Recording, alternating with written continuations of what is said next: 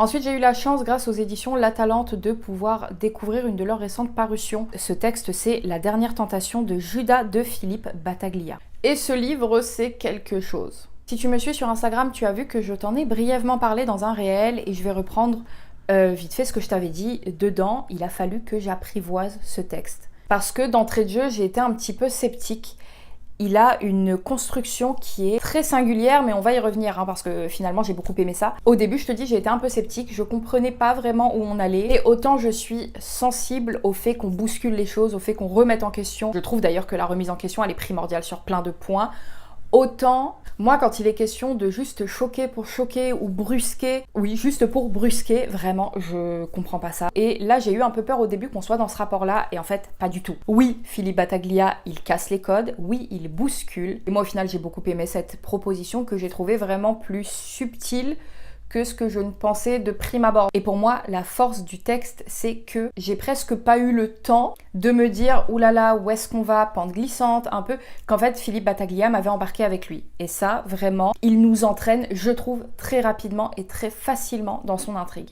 Et l'intrigue, justement, on y vient. L'histoire, elle prend place à Rome, de nos jours, et très vite, on fait la rencontre de nul autre que Judas, qui erre sur terre depuis la séparation avec son bien-aimé Jésus. Et un jour, il trouve une potentielle porte de sortie à cette immortelle fatalité, puisque vient d'être découverte une ancienne prophétie. Un évangile écrit par Satan lui-même qui révélerait la vérité sur beaucoup de choses, dont la trahison de Judas, et qui donc lui permettrait potentiellement de retrouver son cher et tendre Jesus. Et une fois que j'ai été prise dans l'intrigue, j'ai décidé de voir ça comme une réécriture mythologique, et c'est une très très bonne, pour moi, réécriture mythologique. Parce qu'à partir de ce moment-là, on part dans ce que moi j'ai appelé un page-turner biblique, une espèce de thriller religieux un peu beaucoup barré, mais tellement entraînant. Et je te dis, j'avais peur qu'on soit sur quelque chose de juste un peu heurtant, parce que c'est parfois le cas quand on parle de religion. Pour moi, du moins, ça n'a pas du tout été le cas. Alors oui, je te l'ai dit, ça bouscule, ça casse les codes, ça chamboule des idées tout en s'appuyant sur d'autres idées qui sont pour la plupart déjà préexistantes. Et j'ai trouvé que pour beaucoup de choix, c'était habile et franchement intelligent. Le style qu'emploie ici Philippe Battaglia, moi je l'ai trouvé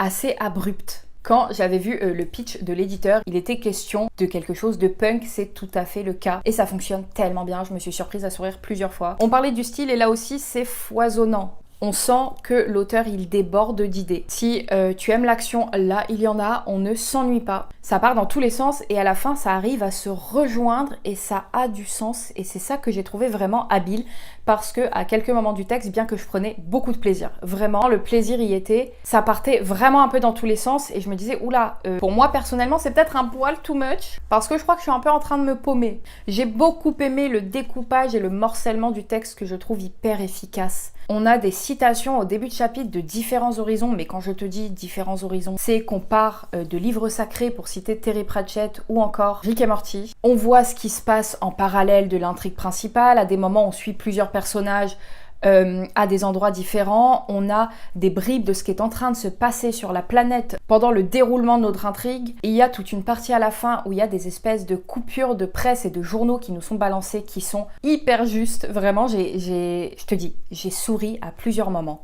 Et vraiment, j'ai trouvé le rythme hyper intéressant. Il me semble que la fin du résumé du texte, c'est un truc genre, après tout, la Bible, c'est de la pop culture et on est complètement là-dedans. On est dans une rencontre entre Bible et pop culture qui est un peu détonnante, mais qui fonctionne. Et je te dis, ça c'est vachement mis en avant de par le nombre de références pop. Et quand on parle de références, j'ai été très sensible justement à ces références religieuses qui sont super pointilleuses. Il sait de quoi il parle et c'est pour ça qu'il peut se permettre aussi de partir dans tous les sens. C'est parce que dans ce côté qui semble très déstructuré, il y a une vraie cohérence sur beaucoup de choses. Il y a une espèce de montée en puissance et la fin, on est complètement bousculé dans cette tornade qui part pour le coup vraiment dans plein de sens. Et puis la fin arrive et tout s'éclaire. J'ai beaucoup aimé la fin que moi, perso, j'ai trouvé hyper juste et qui, je trouvais, offrait justement une clarté à tout le reste. C'est comme s'il avait un peu distillé tout son joyeux bordel pour en extraire l'élixir. Et celui-ci, il est clair, il est limpide, il est juste et du coup, je le trouve percutant.